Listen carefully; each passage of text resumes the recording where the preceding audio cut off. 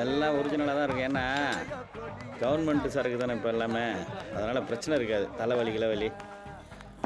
Soda வந்தாச்சு, ice okay, எல்லாம் ரெடியாக இருக்குது.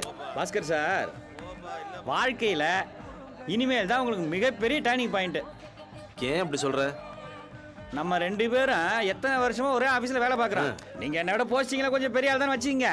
இருந்தாலும் இன்னைக்கு நீங்க என்ன மீட் பண்ணிருக்கீங்க இல்லையா, அதனால உங்களுக்கு இந்த நாள் இனிய நாள். இந்த நாள் மாத்திரமல்ல, இனி ஒரு நாள் எல்லாம் இனிய நாள் தான். சரி, இந்த உலகத்திலேயே இனிமையான ஓசை எது தெரியுமா பாஸ்? அதுவா? மியூசிக் தான். அது இசை. நான் கேட்கறது ஓசை. குயில் ஓசை. ஐயோ, நீங்க இந்த தமிழ் புஸ்தகம், தமிழ் பாட்டு, இந்த மாதிரி ஐட்டங்கள்ல ரொம்ப பொலிட்டா இருக்கீங்க. என் பேர் என்ன? கோவிந்தன், குவார்ட்டர் கோவிந்தன். எனக்கு இனிமையான ஓசை எதுவா இருக்க முடியும்? என்னங்கிறது நீயே சொல்லி தொலைப்பா. சொல்றேன்.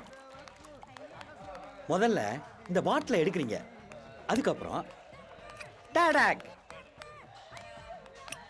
இப்படி திறக்கிறீங்க. இந்த சத்தம் தான் ஓசை.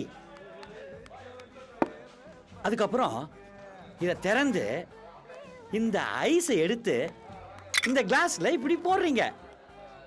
இந்த சத்தம் தான். இத பாருங்க பாஸ். இப்போ இதுல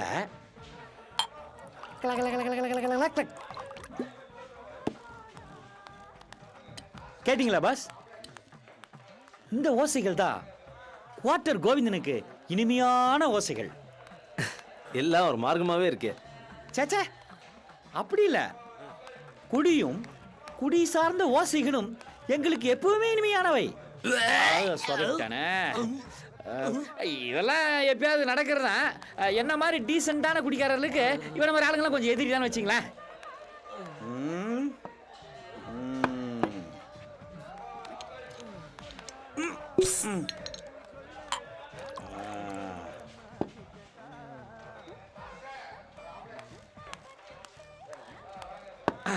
பாஸ், உண்மையிலேயே நீங்க ஒரு ஜென்டில்மேன் பாஸ். என்ன லுக்கு, சிரிப்பு வேற. நீங்க குடிக்காட்டியும் கூட எனக்கு ட்ரீட் கொடுக்குறீங்க பாருங்க. வேற வழி. ட்ரீட் வைக்கலன்னா ஆஃபீஸ் தான் டார்ச்சர் தாங்க முடியாதுன்னு எனக்கு தெரியும். உண்மை சொல்லணும், நான் யாருக்கும் ட்ரீட் கொடுத்ததே இல்லை. தலையெழுத்தேன்னு உனக்கு கொடுக்குறேன். நீங்க சலிச்சுக்கிட்டாலும் இந்த ட்ரீட் கொடுக்கறதுக்கு ஒரு பெரிய மனப்பான்மை வேணும். அது உங்ககிட்ட இருக்க அப்படின்னு நீ நினைக்கிற? நினைக்கிறது என்ன பாஸ், அதான் உண்மை. உங்களுக்கு பரந்த மனப்பான்மை இருக்கு. நான் அடிச்சு சொல்லுவேன். மற்றவங்களுக்கு நீ செலவு பண்றதுல என்ன மாதிரி வச்சுக்கீங்க.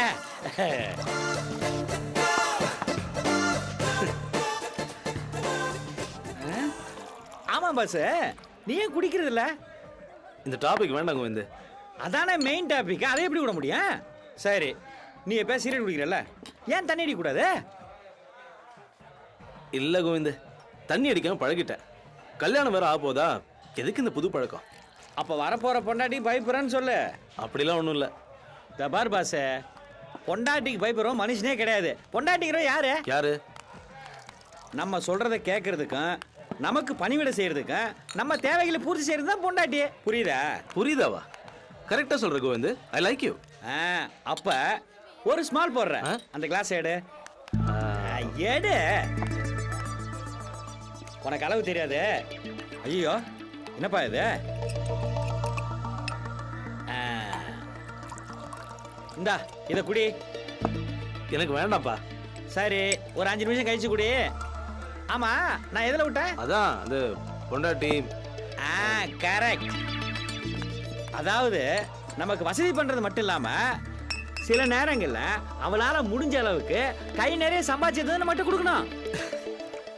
கோவிந்து, நான் சொல்ற கருத்துக்கள் அத்தனையும் நீ தண்ணி அடிச்சுட்டு கரெக்டா சொல்லிட்டு இருக்க. நீ தண்ணி போட்டு பாரு, இதை விட சூப்பரான கருத்துக்கள்லாம் சொல்லுவ. வேணாம்பா. ஆமா, நீ இப்ப எதுக்கு இதை வேணாங்கிற? நீ என்ன மகான? அப்படிலாம் ஒண்ணும் இல்ல. எதுக்கு தேவையில்லாத இந்த பழக்கம்? இதை எதுக்கு தேவையில்லாத பழக்கம் நினைக்கிற? உனக்கு தோணும் போது குடி, இல்லாட்டி தொடாத. எதுவும் நம்ம கண்ட்ரோல்ல இருக்கணும். விஸ்கியா இருந்தாலும் சரி, அது பொண்டாட்டியா இருந்தாலும் சரி. அப்போ நம்ம போதையும் சந்தோஷத்துக்கு ஏற்ற மாதிரி யூஸ் பண்ணிக்கணும். அதுக்கு தானப்பா இதெல்லாம் கடவுள் படைச்சு வச்சிருக்கிறான். நல்லாவே பேசுற. அப்புறம் இதுல முக்கியமான இன்னொரு விஷயம் இருக்குது. நீ கல்யாண மாப்பிள்ள கொஞ்சம் உள்ள விட்டுன்னு வச்சுக்க, முகம் பல பலன்னு பாலிஷ் போட்ட மாதிரி இருக்குன்னு வச்சுக்க. அப்படியா? இல்லையா பின்ன?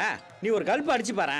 இல்ல கோவிந்த், இது ஐயோ இந்த பாரு ஃபர்ஸ்ட் அப்படித்தான் இருக்கான். நீ அடிச்சு பாரு, அது அப்புறம் தான் தெரியும் உனக்கு பெரிய விஷயம். அதையோ அடியா, எடுத்து அடியா, எடுப்பா, எடு எடு, போ வாங்கிட்டு போ, அடி ராஜா. ஐயோ அவ்வளோதான், வெரி குட், அவ்வளோதான். பிகினிங்ல அப்படிதான் இருக்கும். சரி போ சரியா இருக்கும். Cool down. சோடா மறந்துட்டேன். ஐஸ் போட்டுக்கிறியா? ஜில்லுன்னு இருக்கான். சரி வேணாம் விடு. கரெக்டா இருக்கான், நீட்டா இருக்கான், ஒன்றும் ப்ராப்ளம் இல்லை. எப்படி இருக்கு? யாரோ புதுசா உள்ள பூந்த மாதிரி இருக்கு. அது வேற யாரும் இல்ல, சந்தோஷ தேவதை உனக்குள்ள இறங்கி இருக்கிறான். ஆனா ஒரு மாதிரி நல்லதா இருக்கு. ஏயா நல்லா இல்லாமல இத்தனை பேர் இங்க வந்து குடிச்சுக்கிறான். அப்புறம் பாச கல்யாணம் ஆக போற நேரத்துல தொட்டுருக்கிற, குடியும் குடுத்தனமா இருப்ப நீ. ரொம்ப தேங்க்ஸ் கோவிந்த். ஆமா இப்ப நீ எது கை கொடுக்குற? இல்ல, கரெக்டான நேரத்துல ஒரு சில கரெக்டான விஷயங்களை சொல்லி என்ன கரெக்ட் பண்றதுக்கு. அதான் நான் எப்பவுமே அப்படிதான் பாச. ஆபீஸ்ல சொல்லிட்டு இருக்கிறானுங்க நான் கேட்டவன்ட்டு, அவனுங்களை விட. ஆமா பாச, கல்யாணம் ஆனதுக்கு அப்புறம் உன் பொண்டாட்டி பேச்ச கேட்டு என்ன மாதிரி ஃப்ரெண்ட்ஸ் எல்லாம் விட்டுருவியா? என்ன கோவிந்த் இப்படி கேட்டுட்ட? பொண்டாட்டிக்கிறவ யாரு? கழுத. நாம சொல்றத கேக்குறவ. வீட்டுல நமக்கு சமைச்சு போட்டுட்டு சம்பாதிக்கிறவ. பொண்டாட்டிக்காக ஃப்ரெண்ட்ஸ் எல்லாம் விட்டு கொடுக்க. கரெக்ட். இப்பதான் நான் சொன்ன பாயிண்ட கரெக்டா புடிச்சிர பாசினி. கோவிந்த், ஒரு விஷயத்தை டிசைட் பண்ணிட்டேன். சாராயத்தையும் சம்சாரத்தையும் என் தேவைக்கு ஏத்த மாதிரி யூஸ் பண்ணிக்கலாம்னு நான் முடிவு பண்ணிட்டேன். இப்பதான் நல்லது ஒரு முடிவு எடுத்திருக்கிற நீ. அதேதான். சூப்பர். ஐயோ பின்றிய பாஸ்.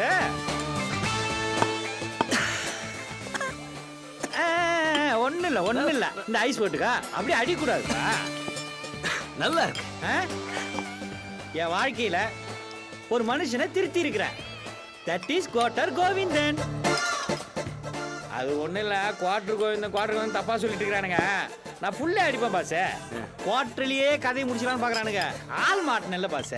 உனக்கு இப்ப பெரிய மனப்பான்மை இருக்குது, நீ எனக்கு செலவு பண்ற எனக்கு தெரியும். பட் போதும். சியர்ஸா? ஒண்ணு இல்ல. Cool down. தம் அடிச்சா நல்லா தானே இருக்கேன். அடி இருக்கிற நல்ல பழக்கம் எதையும் விட்டுறக்கூடாது. அப்படியே கண்டினியூ பண்ணு. மேல முன்னேறி போயிட்டே இருக்க வேண்டியதான். அவ்வளவுதான், சிம்பிள். என்னடி அம்மா, இந்த கல்யாணத்துல எல்லாம் நிறைய வேலை இருக்குமா? ஏன்டி அப்படி கேக்குற? இல்ல, நான் பார்த்த கல்யாணத்துல எல்லாம் எல்லாரும் ரொம்ப பிஸியா இருப்பாங்க. போராததுக்கு இது உன்னோட ஒன்லி ஒன் சீமந்த புத்திரனோட கல்யாணம், அதனாலதான் கேட்டேன். ஏ கொழுந்த, என்ன பல கல்யாணம் பார்த்த மாதிரி அப்படியே சொல்ற? இங்க பாரு, நீ பார்த்த கல்யாணத்துல எல்லாம் வேலை வெட்டி இல்லாம இருந்திருப்பானுங்க. சும்மா அங்க இங்க போற மாதிரி பிலிம் காட்டிக்கிட்டு இருந்திருப்பானுங்க, அவ்வளவுதான். அவ்வளவுதானா? வேலையெல்லாம் எதுவும் இருக்காதா? எல்லாம் இருக்கும். இந்த சமையல் ஐட்டம்ஸ் எல்லாம் கரெக்டா இருக்கான்னு பாத்துக்கணும். அப்புறம் வரவங்க போறவங்க கிட்ட சிரிச்சு பேசணும். அப்புறம் இந்த சுமாரிடி நம்ம கட்டி இருக்கிற இந்த புடவை எல்லாம் என்னென்ன விலைன்னு சொல்லிக்கணும். அப்புறம் நகை வந்து என்னென்ன போட்டிருக்காங்கன்னு பார்க்கணும். ஆமா, அப்புறம் சொந்த பந்தம் எல்லாம் சேர்ந்து பொருளி பேசிக்கிட்டு நாசமா போகணும். குழந்தை, நீ உங்க அக்கா கிட்ட நிறைய கத்துக்க வேண்டியது இருக்குது. அதெல்லாம் கத்துக்கிட்டேன்னு வச்சுக்கோ, இந்த குடும்பம் ஒரு பல்கலைக்கழகம் மாதிரி ஆகி போயிருங்க. அப்புறம் இன்னொரு முக்கியமான விஷயம், இந்த பொண்ணு வீட்டுக்காரங்க என்னெல்லாம் பண்றேன்னு சொல்லிருக்காங்களோ அதெல்லாம் கரெக்டா பண்ணிருக்காங்களான்னு செக்கிங் பண்ணணும். ஐயோ, ஆமா. ஏ அழகி, முக்கியமான விஷயத்தை ஞாபகப்படுத்தின. இங்க பாருங்க, இந்த பொறுப்பு உங்க 3 பேர்த்திட்டு ஒப்படைச்சிடுறேன். ஷிஃப்ட் முறை போட்டாவது எல்லாத்தையும் கல்யாணத்துக்கு முன்னாடியே செக் பண்ணிருங்க. ஏய், அவ போட்டுக்கிட்டு வர்றது அசல் நகையா டூப்ளிகேட் நகையா நம்ம பாக்கணும். போய் அந்த 3 பேர்கிட்ட நாம ஏமாறுறது ரொம்ப கவனமா இருக்கணும். இங்க பாரு, அந்த வேலையை நீ தான் பாக்குற. அத்தனை பேருக்கு முன்னாடி சிரிச்சுக்கிட்டு மேக்கப்ப போட்டுக்கிட்டு வரவன் போறவங்கிட்ட இழிச்சுக்கிட்டு இருக்க கூடாது. நின்னு வச்சுக்கோ, போடுவேன் ஒண்ணு. வீணா போனவரு வயிற்று வலிக்கு விளக்கெண்ணெய் குடிச்ச மாதிரி உக்காந்துக்கிட்டு மூஞ்சி ஏன்னு வச்சுக்கிட்டு என் தலை எழுத்து. இவர் கூட எல்லாம் குப்பை கொட்டிக்கிட்டு.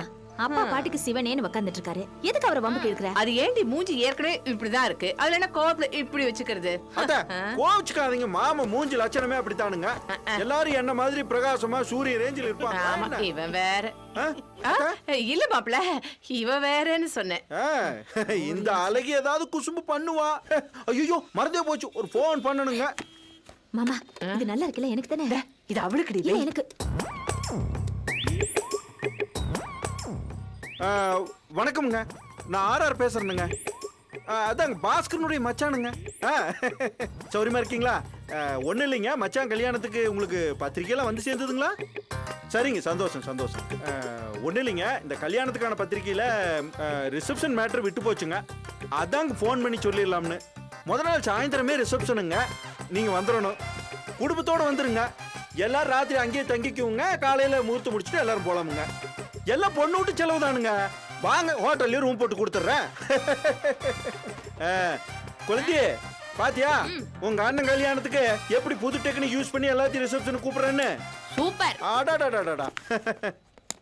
அடாடா வா பாச்சி, வாடா வாடா வா. நல்ல சமயத்துல வந்த. இங்க பாரு, ரிசப்ஷனுக்கு எல்லாரும் ஃபோன் போட்டுக்கிட்டு இருக்க. உன் பக்கத்துக்கு 4-5 பேருக்கு ஃபோன் போடு வா. இல்ல இல்ல, நீங்களே பேசுங்க. என்ன? டேய் சாப்பிட வாடா. ஃப்ரெண்டோட நான் சாப்பிட்டேன். அண்ணா உன் ட்ரெஸ் ஏதாவது எடுத்து வைக்கணும்னா சொல்லு, நான் எடுத்து வச்சிடுறேன். இல்ல அதெல்லாம் அப்புறம் பார்க்கலாம். பாஸ்கர், மொட்டை மாடிக்கு வா. எதுக்குப்பா? வான்னு சொல்றேன்ல. ஏய், உங்க அப்பா எதுக்கு அவனை கூட்டு போறாரு? ஒரே மர்மமா இருக்கு.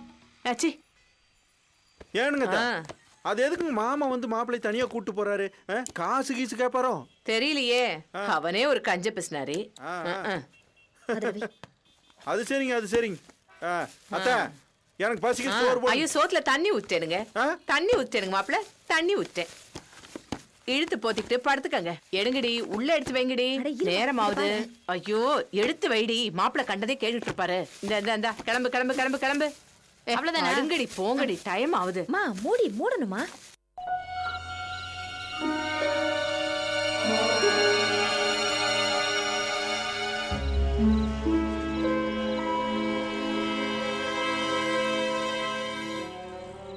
அப்பா, எதுக்கு மேல வர சொன்னீங்க? என்ன பேசணும்? என்னது புது பழக்கம்? எது எதுன்னு உனக்கும் தெரியும், எனக்கும் தெரியும். நமக்குள்ள நடிக்க வேண்டிய அவசியம் கிடையாது. உன்னை பார்த்தாலே தெரியுதுடா. ஏன் இவ்வளவு நாளா இல்லாம ஏன் இந்த புது பழக்கம்? அது என் ஃப்ரெண்டு ஃபோர்ஸ் பண்ணான்னு கொஞ்சம் சாப்பிட்டேன். இந்த சமயத்துல இந்த மாதிரி பழக்கத்துக்கெல்லாம் வற்புறுத்துறவன் உனக்கு ஒரு ஃப்ரெண்டாடா? உனக்கு கல்யாணம் ஆக போகுது, லைஃபோட அடுத்த ஸ்டேஜுக்கு போக போற, புது பொறுப்புகள்லாம் வரப்போகுது. முன்ன விட நீ மேம்பட்டவனா, இன்னும் பொறுப்புள்ளவனா மாறணும். அதுக்கு இதெல்லாம் உதவாது.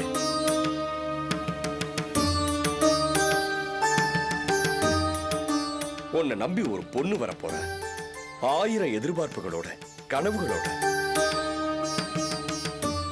அவ எதிர்பார்ப்புகளை எல்லாம் நீதான் நிறைவேற்றணும். அவ மனசை புரிஞ்சுக்கிட்டு நடந்துக்கணும். அவதான் என் மனசை அறிஞ்சு நடந்துக்கணும். அதுவும் முக்கியம்தான். அது போலத்தான் இதுவும். 2 பேரும் அடுத்தவங்களோட உணர்வுகளை புரிஞ்சு நடந்துக்கணும். உனக்கு மனைவியா வரப்போறவதான் ரொம்ப முக்கியம். நாங்கெல்லாம் நான், அம்மா, அக்கா, தங்க ஏதோ ஒரு ஸ்டேஜில் உன்னை விட்டு ஒதுங்கிடுவோம். ஆனா கடைசி வரைக்கும் உன் கூட இருக்க போறது உன் மனைவி. நம்ம வீட்டுல இருக்கிற ஜென்மங்கள் அவகிட்ட சரியா நடந்துக்குவாங்கன்னு எனக்கு நம்பிக்கை இல்லை. அவகிட்ட நீ சரியா நடந்துக்கணும். அவளை புரிஞ்சுக்கிட்டு நடந்துக்கிறது உன் வாழ்க்கைக்கு தான் ரொம்ப முக்கியம். ஏன்னா இவங்கெல்லாம் அவங்களோட உபயோகத்துக்காக, வசதிக்காக எதிர்பார்க்கறாங்க. ஒரு மாமியார் நாத்தனார் மாதிரி. அபி பாஸ்கரோட வாழ்க்கைக்கு எவ்வளவு முக்கியம்னு இவங்க யோசிக்கிறது இல்ல. நான் யோசிக்கிறேன். அபி பாஸ்கரோட வாழ்க்கைக்கு ரொம்ப ரொம்ப முக்கியம். அதுக்கப்புறம் தான்டா நாங்க எல்லாரும்.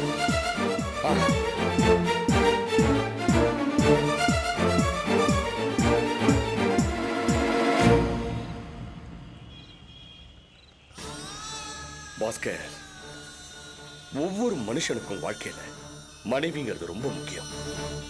அது சரியா அமையலன்னா கடைசி வரைக்கும் நிம்மதி இல்லாம புழுங்கி சாக வேண்டியதான். என்ன மாதிரி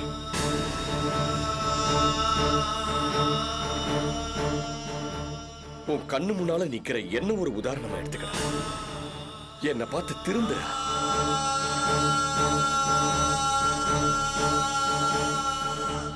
பாஸ்கர, வேண்டாண்டா, இந்த பழக்கம் வேண்டாம். ஏன்னா ஏற்கனவே உன் புத்தி கொஞ்சம் கோணலா தான் இருக்கு. இந்த குடிப்பழக்கம் இன்னும் மோசமாக்கிடும். மொத்தத்துல உன்னை சீரழிச்சிடும். நான் உன் அப்பாவை சொல்லலடா, வயசுல மூத்தவனா ஒரு அனுபவஸ்தானா சொல்றேன். கெஞ்சி கேட்கிறேன்டா, வேண்டாம், இந்த பழக்கத்தை விட்டு உன் நல்லதுக்கு தான்.